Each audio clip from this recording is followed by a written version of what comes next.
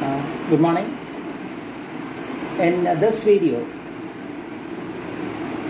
we will discuss a very contemporary topic in economics. The column Kerala Economy is attached below this video, and the videos in both English and Malayalam, giving a brief outline of the content discussed in that column, is also attached on the left side of this video.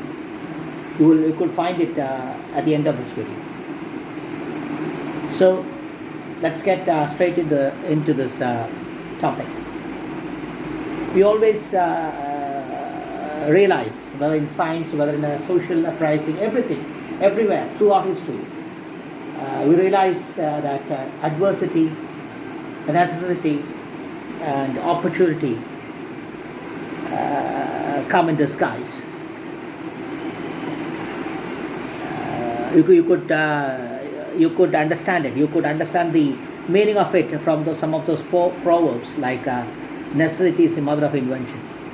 Because you are bound to take a very risky step, or you are bound to take something. You are not familiar with. You are going to become familiar with something you are not quite used to. You are going into unfamiliar terrain where you need to survive, where you need to prolong, and then there is no other go but to acclimatize. And that is where, from sea routes, from the invention of electricity, from the invention of all these medicines, everything has come out, or everything is a result of such necessity where man tried to push the limits, or he is forced to push the limits. And in this case, we are sticking on to Kerala economy because Kerala's economy is going to face a dramatic turnaround. And it's up to us to make sure or to decide whether it is for good or bad. There is climate change. There is a change in rain pattern. And all these things percolate or has kind of a multiplier effect on the way we think, we consume, we plan, we live. Multiplier effect in the sense that it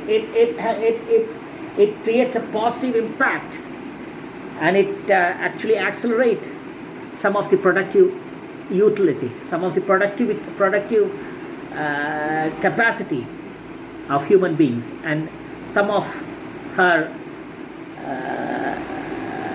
deeds, rather some of her kind of what can I say? Some of her a way of living has to change, has to maybe for surely it becomes more dynamic, more productive, and the productivity multiplies. How? That is where we have to analyze. We are hearing carbon neutral. We are hearing fossil fuels. We are hearing electric cars. We are hearing about. We are constantly. Our mind, our news channels, our thought process, everything gets flooded by this climate change and the need to evolve a lifestyle, a green lifestyle where we respect and coexist with nature. And here we find possibilities. What are the possibilities? From recycling of electronic gadgets, from fuels or that doesn't extract much from nature. How so? The lifestyle shifts, and the space expeditions have got a new dimensions where it seeks water, it seeks energy from other planets. So it all indicates that we need to change the way we live. We need to change the way we look at life. There is so the sea level rising, The hottest place in the earth are having snow rain. A place like Kerala, blessed with a balanced climate, is becoming the toughest terrain for climate people who predict climate, or people who, what can I say, the climate forecast. Climate forecasting has become the toughest thing in Kerala. So the unpredictability is here to stay, and we need to evolve.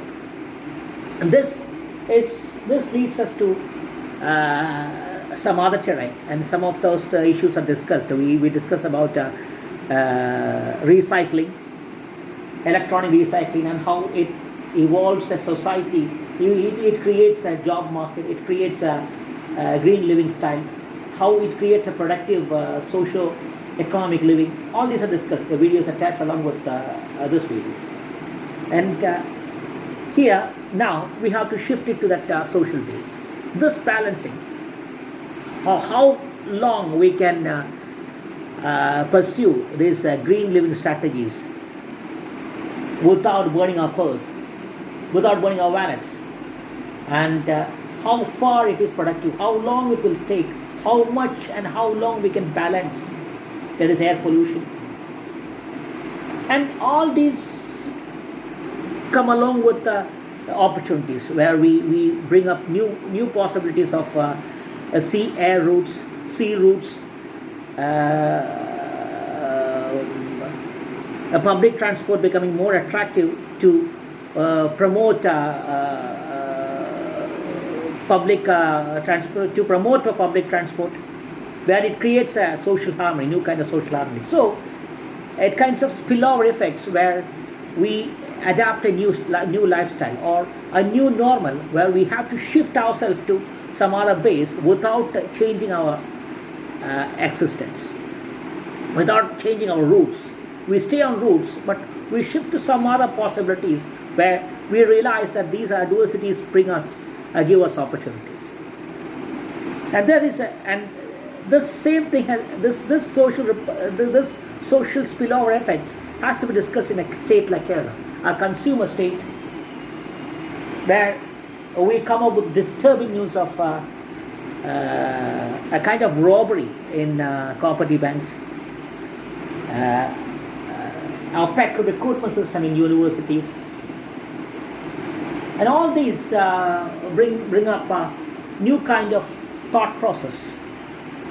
From these disturbance, we bring up a new thought process. Some of these earlier videos we have talked about an official, a government controlled official online portal for buyers and sellers, an official government controlled food policy. So we are talking about the government control, but when we are talking about we are here not talking about privatization. We are talking about public or rather government interventions where we need transparency, where we need egalitarian social distribution. But quite contrary to that, when we hear these kind of news, these kind of disturbing headlines hit our heart. It's not soul, it's our heart. It burns our soul, because we used to think that it's a very transparent system. Only the merit opens the door, but merit actually is kicked out of the door. So when we see that, we think about privatization. So another kind of mix, another kind of balancing, where we think, we reanalyze how long, how much, how well a balance of privatization and public has to be employed, or in which are the field, or what are the fields that require a public intervention. So the thought process is constantly evolving, and when this thought process constantly evolve, we find some other opportunities.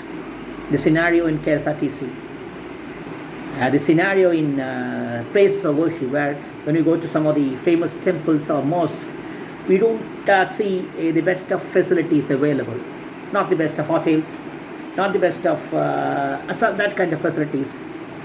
And we talk about the recruitments in this kind of Devasam boards, Waqf boards.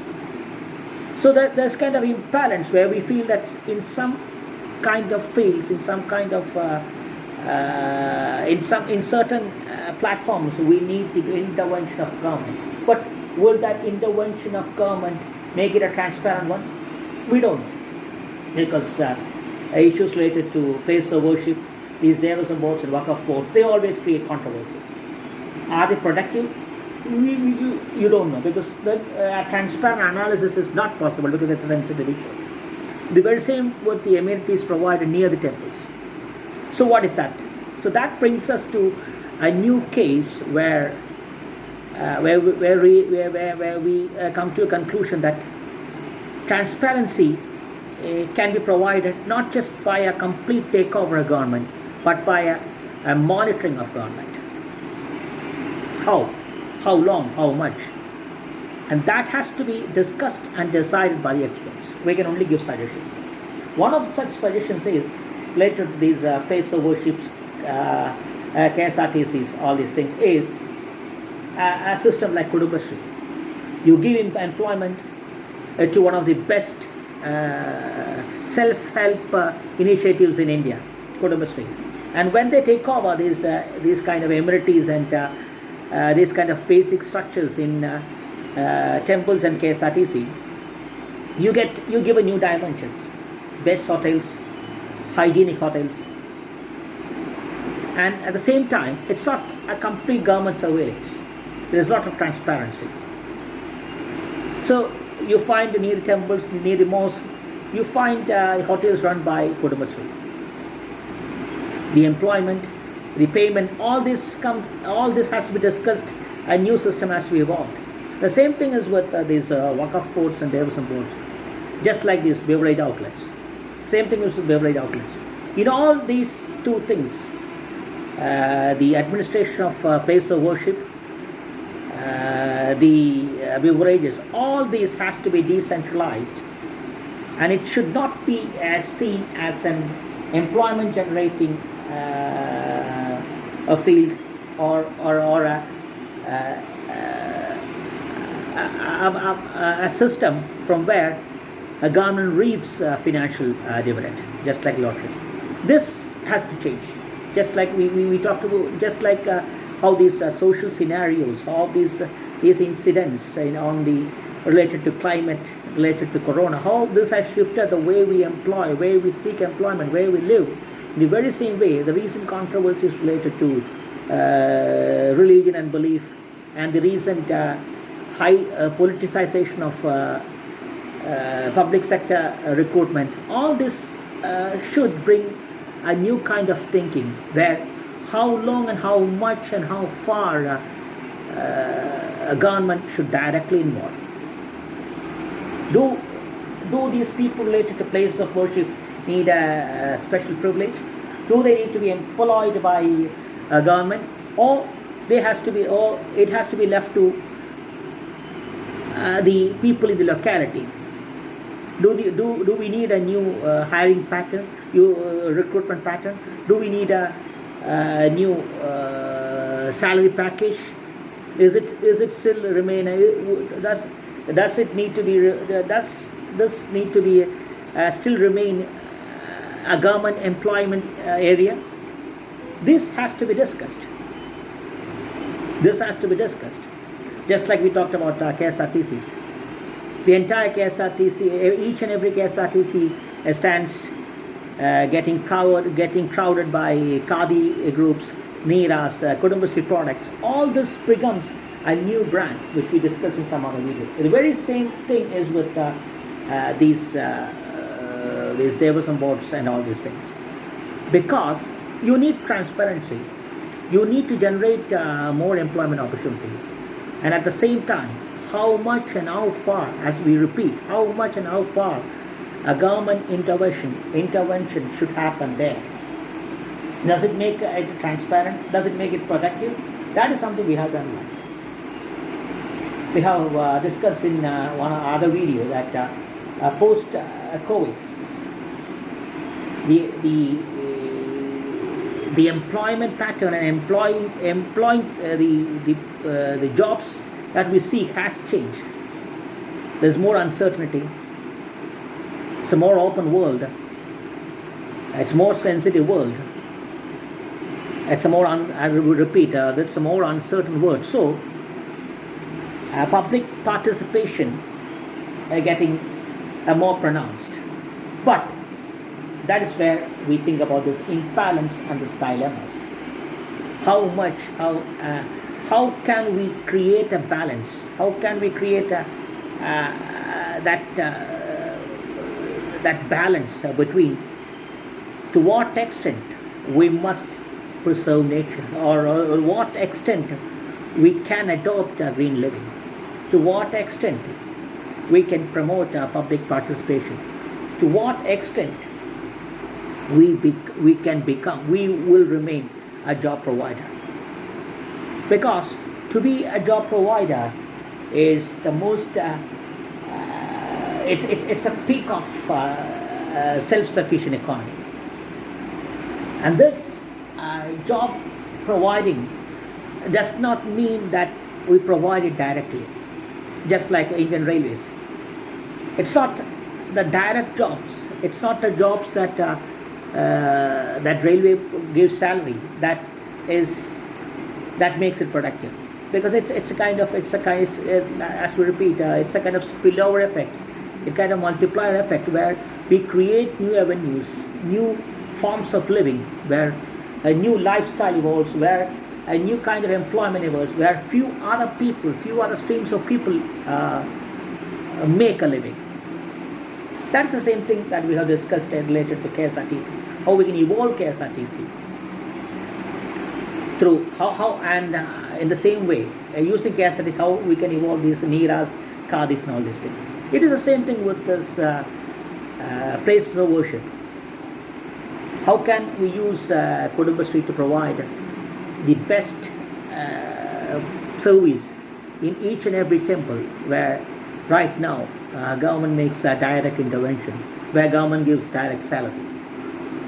And when we discuss that, we have to discuss it. Do we need a Devasam board? Do we need a Waqf board? Do government want to remain an employer, as a salary provider in the field of belief? Is it sufficient that people in the locality create a management and they make the payment and they choose the people?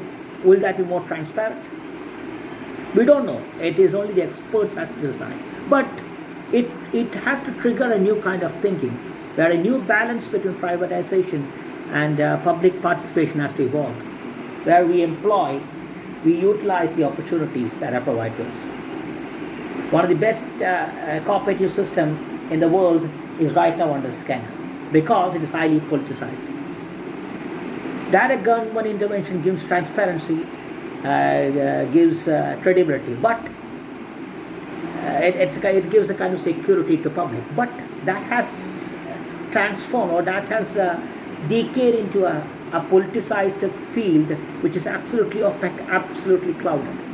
So how can we bring a balance there? It is this balance, it is this delicate balance of possibilities, contradictions, that brings us the best result. How, like we discussed, how much this sea route is possible. If a sea route brings us less expensive mode of transport, does it create a kind of ocean or sea pollution, water pollution? And how can we address that?